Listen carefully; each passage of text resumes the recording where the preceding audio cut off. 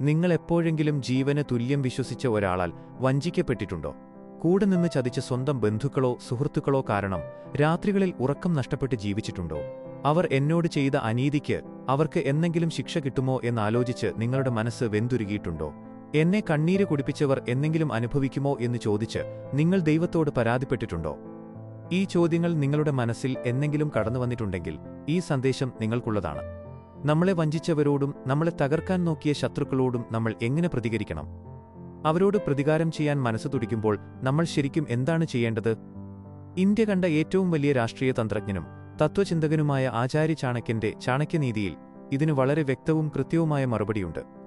ഈ വാക്കുകൾ നിങ്ങളുടെ ജീവിതത്തെയും കാഴ്ചപ്പാടിനെയും പൂർണ്ണമായി മാറ്റിയേക്കാം. അതിനാൽ ഒരു നിമിഷം പോലും ശ്രദ്ധ തിരിക്കാതെ അവസാനത്തോളം കേൾക്കുക. നമ്മളെ ഒരാൾ ചതിക്കുമ്പോൾ അല്ലെങ്കിൽ അപമാനിക്കുമ്പോൾ നമ്മുടെ ഉള്ളിൽ ആദ്യമുണ്ടാകുന്ന വികാരം കടുത്ത ദേഷ്യവും വിഷമവുമാണ്. അവരെ നേരിട്ട് ചെന്ന് ആക്രമിക്കണം അല്ലെങ്കിൽ തിരിച്ചു ചതിച്ച് അവരെ തകർക്കണം എന്ന് നമ്മുടെ മനസ്സ് നമ്മളോട് നിരന്തരം പറയും. എന്നാൽ ആചാര്യ ചാണക്യൻ ഇതിനെക്കുറിച്ച് പറയുന്നത് വളരെ വ്യത്യസ്തമായൊരു കാര്യമാണ്. ഒരു വിഡ്ഢി മാത്രമാണ് പ്രതികാരത്തിനായി സ്വന്തം സമയവും മനസമാധാനവും പാഴാക്കുന്നത് എന്ന് ചാണക്യൻ മുന്നറിയിപ്പ് നൽകുന്നു. നിങ്ങളെ ഒരാൾ വഞ്ചിച്ചുവെങ്കിൽ അല്ലെങ്കിൽ നിങ്ങളെ തകർക്കാൻ ശ്രമിച്ചുവെങ്കിൽ ഓർക്കുക, ഈ പ്രകൃതിയിൽ കർമ്മം എന്നൊരു വലിയ നിയമമുണ്ട്. നിങ്ങൾ എന്തു വിതയ്ക്കുന്നുവോ അതുതന്നെ കൊയ്യും. ഒരാൾ മറ്റൊരാൾക്ക് നൽകുന്ന കണ്ണീരും വേദനയും അതിനേക്കാൾ ഇരട്ടിയായി ഭാവിയിൽ അയാളിലേക്ക് തന്നെ തിരിച്ചെത്തും. അത് ലോകത്തിന്റെ ഒഴിവാക്കാനാകാത്ത നിയമമാണ്.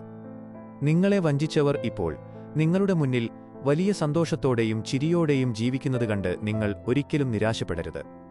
പ്രകൃതിയും കാലവും അവരുടെ ഓരോ പ്രവൃത്തികളുടെയും കണക്കുകൾ കൃത്യമായി സൂക്ഷിക്കുന്നുണ്ട്. ശത്രുവിനെ തകർക്കാൻ നിങ്ങൾ സ്വന്തം കൈകൾ ഉപയോഗിക്കേണ്ട ആവശ്യമില്ല.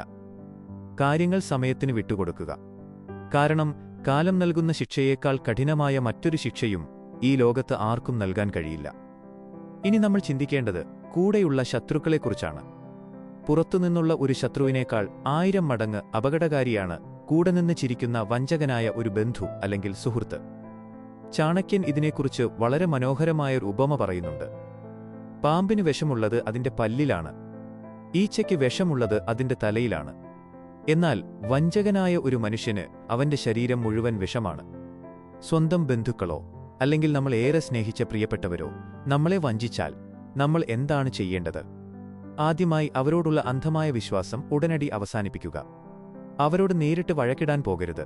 പകരം നിങ്ങളുടെ എല്ലാ രഹസ്യങ്ങളും ഭാവി പ്ലാനുകളും സാമ്പത്തിക കാര്യങ്ങളും അവരിൽ നിന്ന് പൂർണ്ണമായി മറച്ചുപിടിക്കുക. രണ്ടാമതായി മൗനം പാലിക്കുക. നിങ്ങളുടെ അടുത്ത നീക്കം എന്താണെന്ന് ശത്രുവിനൊരിക്കലും ഊഹിക്കാൻ കഴിയരുത്. നിങ്ങളുടെ ശാന്തതയും മൗനവും അവരിൽ ഭയം സൃഷ്ടിക്കണം. മൂന്നാമതായി തന്ത്രപരമായ അകലം പാലിക്കുക. അവരോട് പരസ്യമായി ദേഷ്യം കാണിക്കാതെ തന്നെ നിങ്ങളുടെ ജീവിതത്തിൽ നിന്നും ചിന്തകളിൽ നിന്നും അവരെ സാവധാനം ഒഴിവാക്കുക. ഇനി നിങ്ങൾ മനസ്സിലാക്കേണ്ടത് ഈ വിഷയത്തിന്റെ ഏറ്റവും പ്രധാനപ്പെട്ട ഭാഗമാണ്. ഒരു ശത്രുവിനോട് അല്ലെങ്കിൽ നിങ്ങളെ ചതിച്ച ആളോട് വീട്ടാൻ കഴിയുന്ന ഏറ്റവും വലിയ പ്രതികാരം എന്താണ്?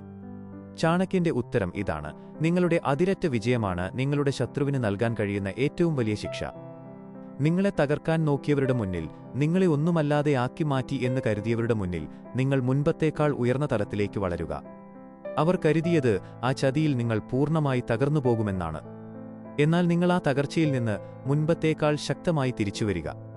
നിങ്ങളുടെ സന്തോഷവും നിങ്ങളുടെ വിജയവും നിങ്ങളുടെ സമാധാനവുമാണ് നിങ്ങളുടെ ശത്രുവിന് ലഭിക്കുന്ന ഏറ്റവും വലിയ പ്രഹരം. നിങ്ങളെ കാണുമ്പോൾ അവർക്കുള്ളിൽ തോന്നണം, കഷ്ടം, ഇവരെ ആയിരുന്നല്ലോ ഞാൻ വെറുതെ ശത്രുവാക്കിയത് എന്ന്. ആ കുറ്റബോധമാണ് അവർക്ക് ലഭിക്കുന്ന ഏറ്റവും വലിയ ശിക്ഷ.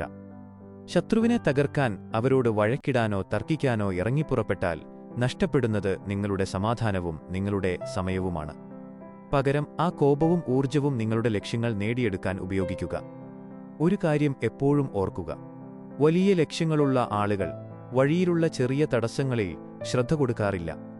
നിങ്ങളുടെ ശത്രുക്കൾ നിങ്ങളുടെ യാത്രയിലെ ചെറിയ കല്ലുകൾ മാത്രമാണ്. അവരെ മറികടന്ന് മുന്നോട്ടു പോവുക.